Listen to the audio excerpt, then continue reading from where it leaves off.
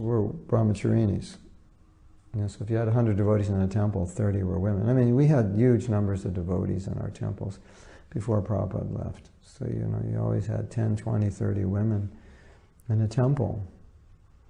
Some bigger temples, you'd have more. So they went through after they would write their resolutions, then Prabhupada would read them. So he was reading through all the resolutions and he came to this one and he just stopped. And the devotees, I guess they understood that he didn't approve of that. And I'm sure some devotees probably had gut feeling that was the wrong resolution. So I think it was Satsurumar said, so you don't like that or something, you want us to take that, repeal that resolution. Prabhupada said, I just want everyone to be Krishna conscious. And there was another situation where unwed women with children were living in temples. And I don't mean to say this as a managerial statement, but just as a philosophical one. And then Prabhupada said, he wants to give everyone the opportunity to practice Krishna consciousness. So he wanted Krishna consciousness to be open to everyone. Is it practical for women to live in temples if they don't have a husband? Probably in most places in ISKCON today it's not practical, they don't have facility. But I think at that time in Los Angeles they had a lot of apartments, so a lot of women could do that, and they had nurseries, so women could do a lot of service. So it might have been more practical then. Anyway, that was Prabhupada's general statement, that he wanted to facilitate everybody. So, so Kush is asking, who did Prabhupada want the girls to be protected by? The temple president, temple leaders. So we have temples today, and they don't have any facility for women, sometimes for the same reason that they don't want the men to get married. And the women always say, well, that's not fair, because some of the men are going to want to get married, so who are they going to marry? That's the women perspective. And the male perspective is, well, if there's no women to marry, they won't get married, then we'll have more brahmacharis. Which is kind of unrealistic, of course. But in some situations it may be practical, there may be no facility, there may be no one to take care of them. I'm not making a judgment on that. I'm just answering your question that if there are women coming and there is facility for them, then naturally the temple president would take care of them. Or the temple president's wife, if he's married. So, Anusha says, sorry, but I always told this. And I say it again, Cupid doesn't take its break. Even advanced devotees take advantage of women. Yeah. How dare. They'll only take advantage if women will let them. Now, if a man is so-called, quote-unquote, advanced, and then he's attempting to take advantage, most women wouldn't know, wouldn't expect it. So, anyway, all we can say is be careful. If you pick up on any signs of a man being somewhat sexually disturbed or in any way not being entirely sober, then just take a note of that. Even in someone who's advanced, it's possible. Kush says, guys take advantage of vulnerable girls who need shelter and pretend that they will shelter, but then they take advantage, yeah.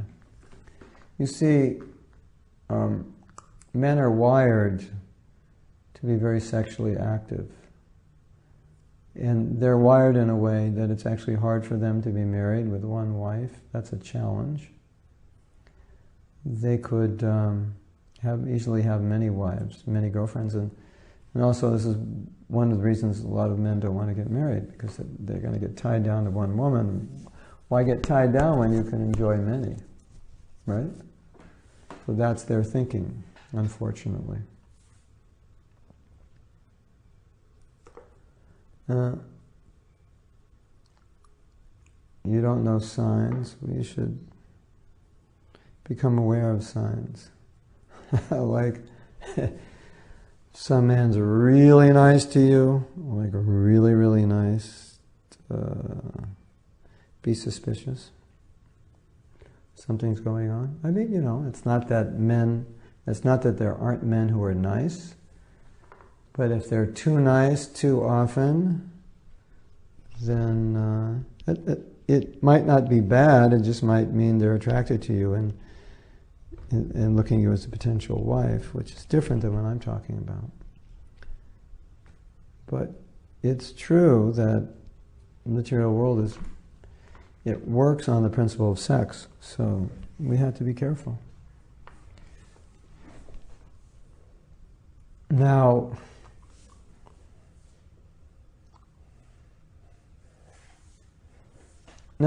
see, the thing is, if we take what we're talking about now, we'll just look at this.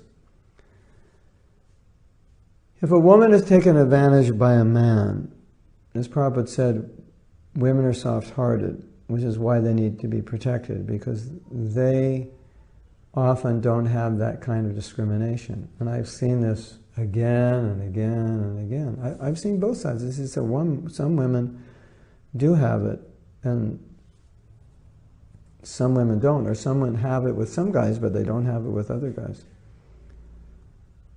So, because they're soft-hearted, because they're innocent, they will tend to trust. And you trust the wrong guy, he may take advantage of you. And Prabhupada never held it against the woman, he always held it against the man. I always said it was the man's fault. Because he saw the woman as innocent.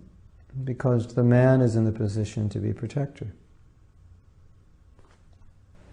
So Treya is asking, do they do arranged marriages? If somebody wants an arranged marriage,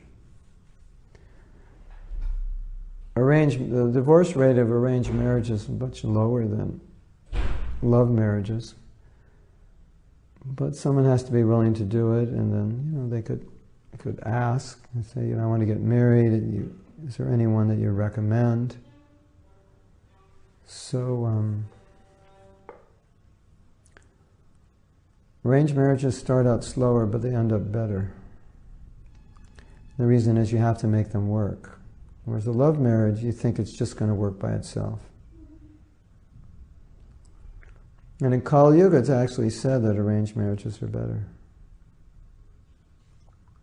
Or actually recommended. Now, for us, Western consciousness would look like arranged marriage is like, well, we think that's weird, right? Like, wow, arranged marriages, that's like archaic.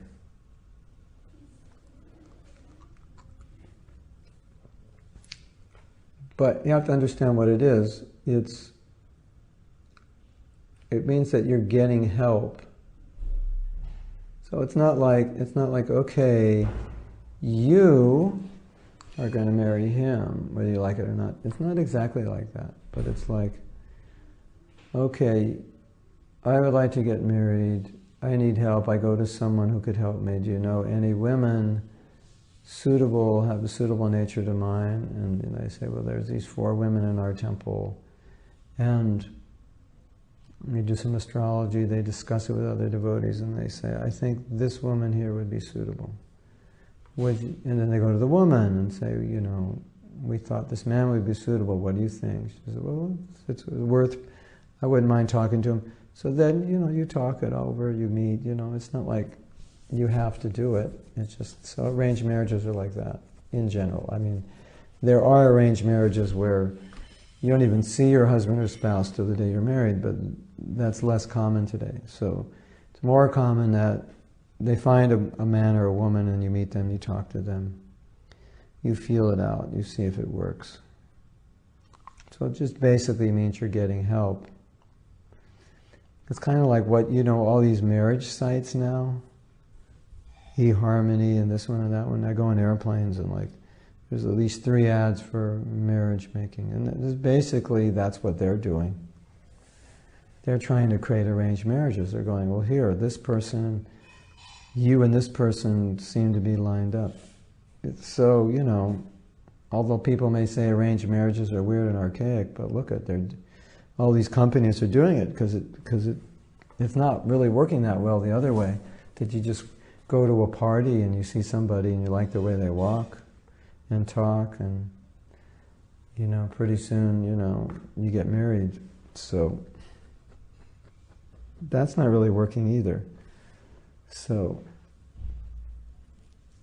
arranged marriage, it's good whether or not you get an arranged marriage. If you're thinking about marrying somebody, it's good to ask other people who know that person and who know you and say, what do you think about this? Prabhupada said traditionally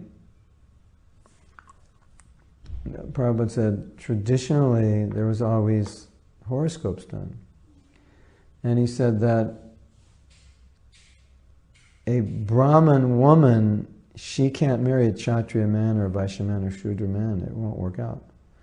But a Brahmin man, he can marry a Kshatriya woman, a Vaishya woman, even a Shudra woman. It's not as bad, but it's better he marries a Brahmin woman. So the idea of compatibility, Prabhupada said as well, is he Brahminical, she Brahminical? Is he Kshatriya, she Kshatriya? Is he Vaishya, she Vaishya? You're totally Brahminical and your wife's running around all day trying to make money. Maybe it's good if you're a Brahmin, you'll like it, but your natures are so different. So, but of course, Prabhupada said, if they're both good devotees, it can also work. But the more the natures are compatible, the better, so you want to find that. And if you just meet somebody at a party, or at a Sankirtan party, or on the altar, or in the kitchen, and you don't know all these things, so even if you are attracted, you meet one another, there should be some discussion with senior people, some astrological reading, some compatibility readings done to make sure. Otherwise, Prabhupada said, it's right in the Bhagavatam, if the husband and wife, if their natures are different, they're not going to be happy. And then he said that, Grihastha life is to make you peaceful and happy so you can do your Krishna consciousness. So conversely, if the situation is very upsetting and disturbing, it just becomes a disturbance for your spiritual life. So it's, you might find somebody that you really like, and later it just becomes a huge disturbance because you find out that you're so different from one another. So, okay. I don't get some men. There's this guy who I often tell him he's like a brother to me, but for some reason he thinks that there's a possibility some more. Can't get it through to him that it ain't going to happen. Because if he has any kind of physical attraction for you, that doesn't make sense to him. Because it's like I guess you could say men in general really don't like women unless there's something, possibility of getting together in a relationship. So I guess he's just thinking that, that doesn't make sense. That why would a woman want to have a guy just as like a brother? Because men don't relate to that generally. If a man has a woman, it's because he wants to enjoy her as a woman, generally. Unless maybe, he grew up with her or something, and they're like brother and sister, I don't know. But generally men really won't have close relationships with women unless there's some physical attraction. So he's thinking that a woman wouldn't have a close relationship with him unless there's some physical attraction, or attraction beyond just brother, sister. Okay, here comes Venarati. Question or commentary, I don't know. What about the women that didn't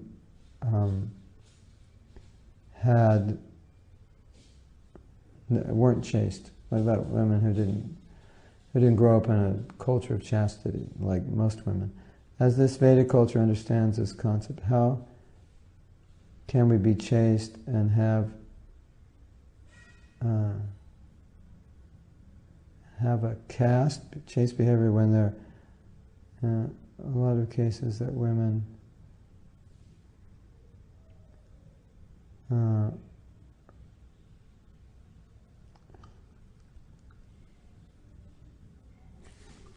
Not sure what you're asking. I have to kind of... or you could type it in Spanish, someone could translate it. I kind of understand what you're saying. Saying, how can you be chaste when you weren't raised to be chaste?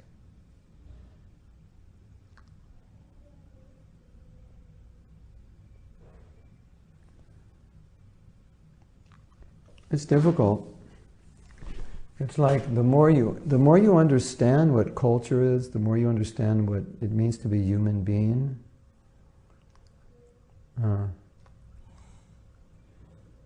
Is that what she meant? How to be chaste when you weren't raised in a culture that is chaste? And the concept of chastity, and no, nobody's... What do you do? It's like you come to Krishna consciousness and you have a history. And the cleaner that history, the easier it's going to be.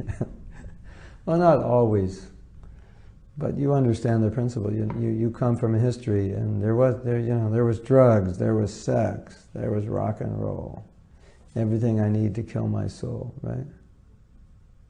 Okay. Do I have to be born chaste? No. Basically, I like to joke, but I think it's true. It's like when we're doing kirtan, when we're having class, there's no problems. Yeah. How can be chaste when all their life they're not chaste? It's like you come to Krishna consciousness. And it's not always so easy to be Krishna conscious. But then there's really nice prasadam and everyone's blissful. Oh, that was such nice prasadam. And there's really nice kirtan. They go, wow, it was so nice. Then there's a nice class. Everyone says, wow, it's an amazing class. So when we're associating with devotees doing these things, as we all have seen, it's quite easy to be Krishna conscious. It's just when we stop, then the other side of us can kind of take over. So one of the things we see is that Prabhupada didn't discriminate. He allowed everyone to come, no matter what their background was. And he just said, always be engaged as far as possible in hearing and chanting. Because when we're hearing and chanting, we transcend this. So when we stop hearing and chanting, then that's a whole other situation, right?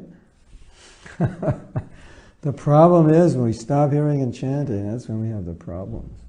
While we're hearing and chanting, everything is just fine, isn't it? Okay, so then Venarati says, but we're not always hearing and chanting, so now what? Tolerate. I think it's very important that we understand what is real culture, like we're discussing in these classes. What is culture? Because at least we understand what the standard is. Okay, this is culture, where I didn't grow up looking at women as mothers. I looked at women as potential girlfriends, basically, or just, something to enjoy. Every man in Western culture grows up that way. And then the man decides, and every girl, is thinking about guys since she's like 10 or 11 years old, right? Maybe if she's Catholic, she, was a really good Catholic, then they kind of protected her from that. But still, look at movies, look at music, it affects us. So now we become devotees, we want to be Krishna conscious, so we understand what is the standard. And then we do our best. And obviously we're going to be affected to some degree by the culture we were raised in and all its values. I was thinking this morning, I had a thought when I was chanting japa. And the thought was finalized during Guru Puja. And I was thinking, if you take a magnifying glass or a microscope, if we take a microscope to our heart, then we'll see that as we dig and dig and dig and dig, there's so much contamination there. And it just seems like it never ends. And so much comes out, but there's so much more there. And that's the nature of a conditioned soul. It's like, right practically down to the core of our heart, there's just dirt. It was just a thought I had, that we're very conditioned, we're very habituated to material life because that's what we've been doing, and we've been competing with Krishna for quite a long time. So then we're having Guru Puja, and my other thought was, but somehow or other we're engaged in devotional service, even in spite of all that, which is quite amazing when you think about it, that we could be engaged, that we could be rising early, chanting our rounds, doing so many things. So I was thinking, and that is due to the mercy of Guru. So by Prabhupada's mercy, we've been able to overcome all these bad tendencies, at least overcome them enough to be able to engage in some kind of sadhana, right? So then, that was just a thought that had come to me, that, really we exist because of mercy. And if we examine ourselves, the more we examine, the more faults we'll find, and we'll find them very deep within us, and we'll find, like, right at the core of our very being is this desire to enjoy.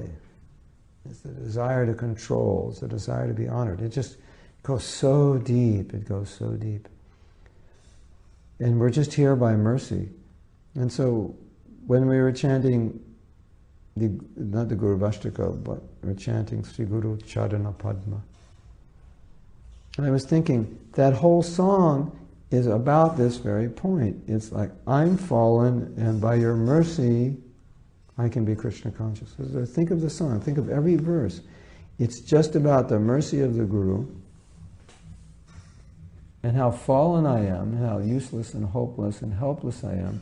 But by your mercy, I can do it. So that's really what Krishna consciousness is about. So Vanarati was saying, so we're not raised in a certain way. And then I was saying that whole song, Sri Guru Charana Padma, it's all about mercy of Guru.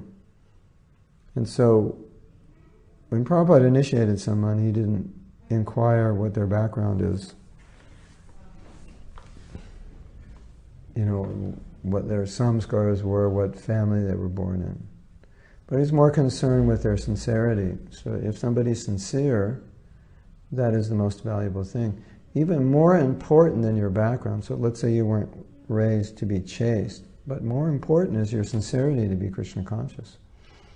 You could be raised to be chaste, but not that sincere to be Krishna conscious. And you wouldn't be as Krishna conscious as somebody who wasn't raised to be chaste, but is more sincere, more desirous of following the instructions of their Guru, of Prabhupada, and more desirous of achieving Krishna consciousness. So that's the real key. Your sincerity is everything. There's nothing more important than that.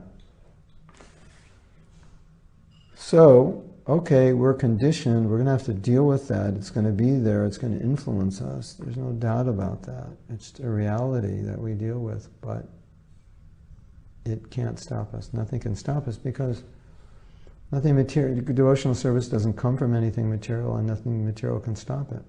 So, just see it as an inconvenience, that's all.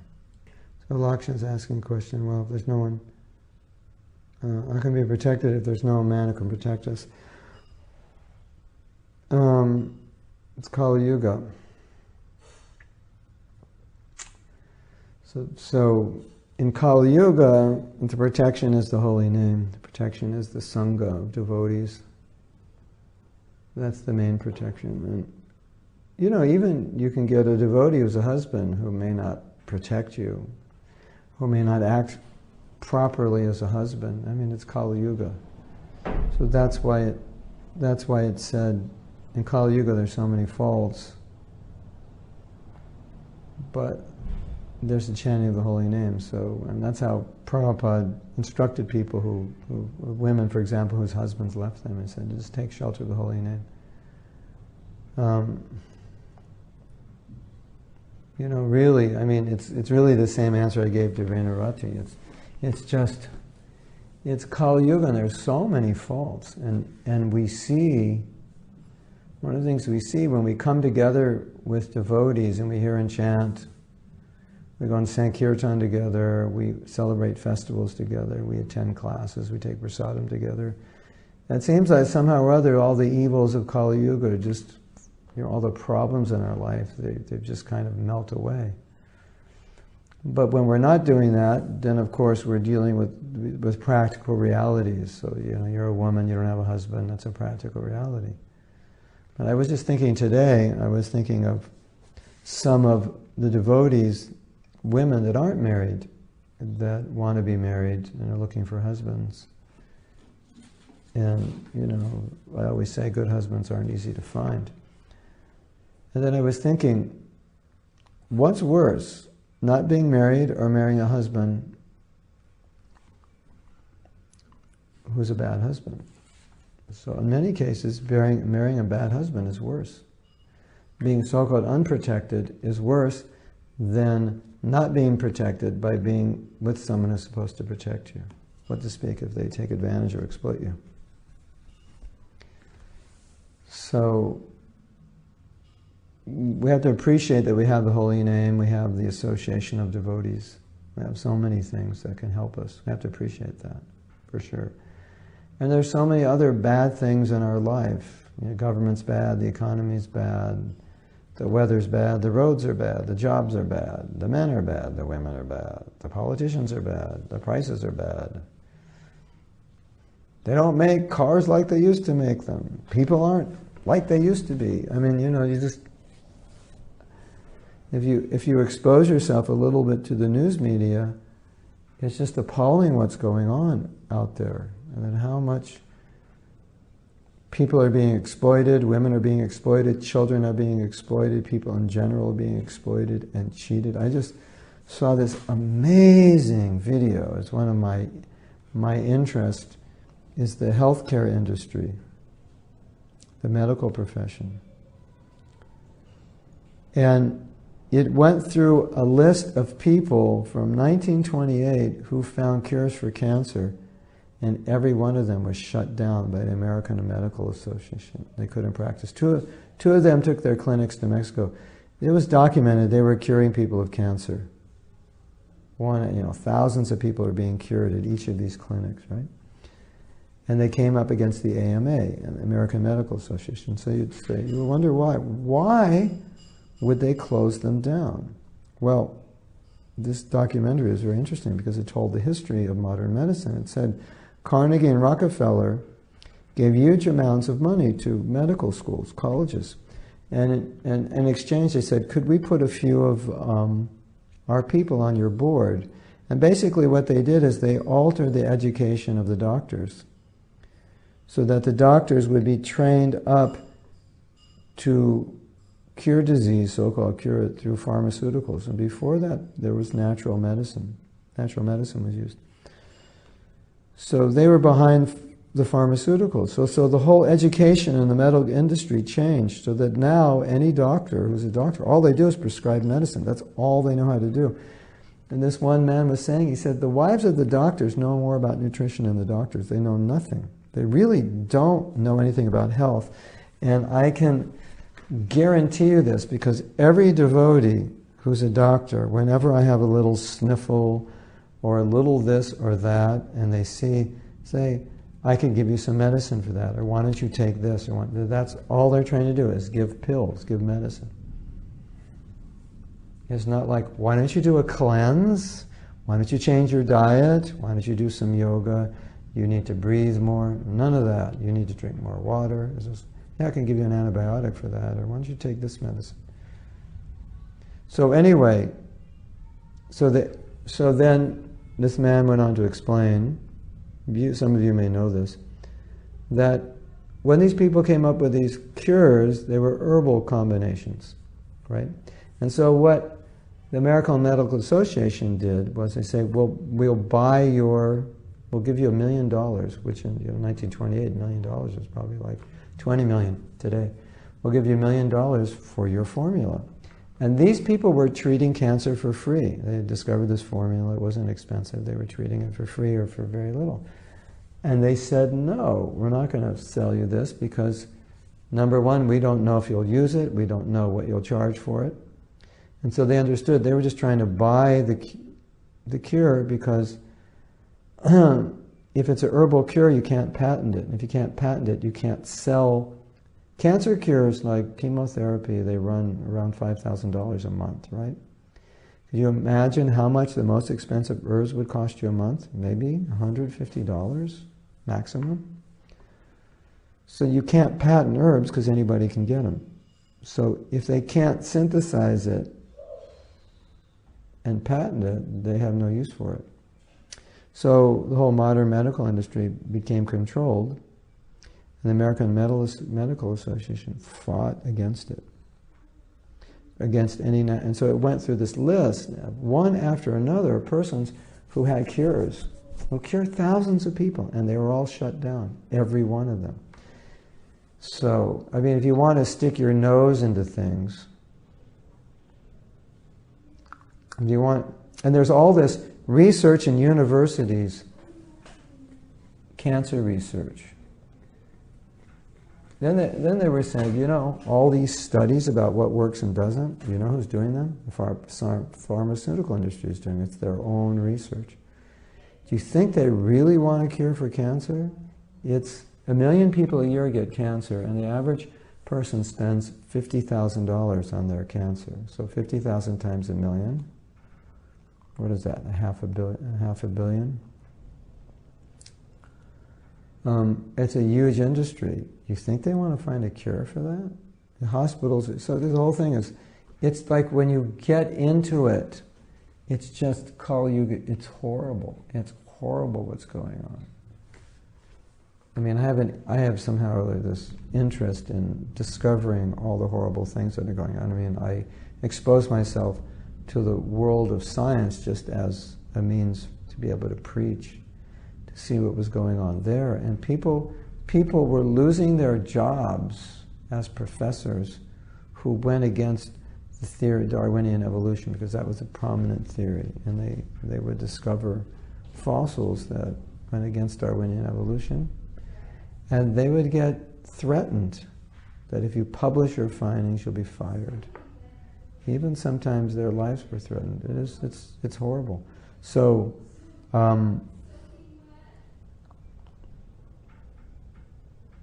there was a lot of doubt around 9/11 because the way the buildings collapsed, it looked like there was dynamite exploding the buildings.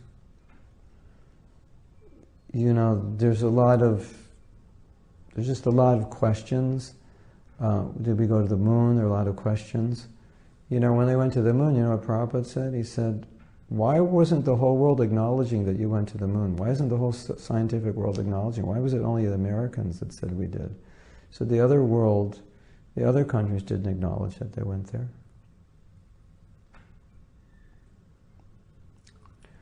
Prabhupada said, the moon is 400 degrees below zero. How could your equipment function on the moon?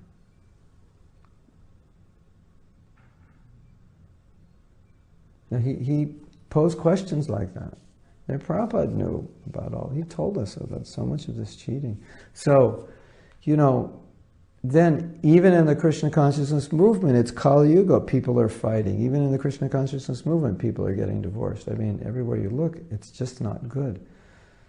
So, Kaler Doshan Ide Rajan, in the age of Kali, it's an ocean of faults. Eko hi aste maha gunan. There's one good quality. It's a Hare Krishna mantra. So, you know,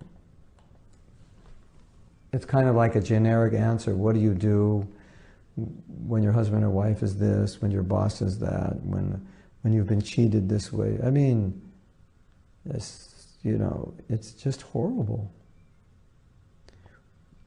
You take shelter of the holy name. What do you do? As like Venarati says, you weren't brought up to be a devotee. What do? You take shelter of the holy name. You take shelter of the association of devotees. You take shelter of hearing. It says, this is our shelter, you know. And as I said, when we do that, we're happy. You know, and so we have to realize that this is our real value. These are the real jewels in our life. Having a nice house, having a nice husband, nice wife, nice children. These are natural desires that most men and women have. But for many of us, it doesn't work out so nice. It's just we can't guarantee that it's going to work out the way we want it. You get a secure job and you may lose it. You have a family to support. You've bought a house. You can't pay for it. So many things can go wrong. Yeah, so Kush says they're patenting genes, so they claim ownership of species. They're doing a lot of weird things. Scientists are, scientists can do crazy things, and they love to do crazy things. As Prabhupada said, just the world has already got an engineer. It doesn't need you to mess around with it. So,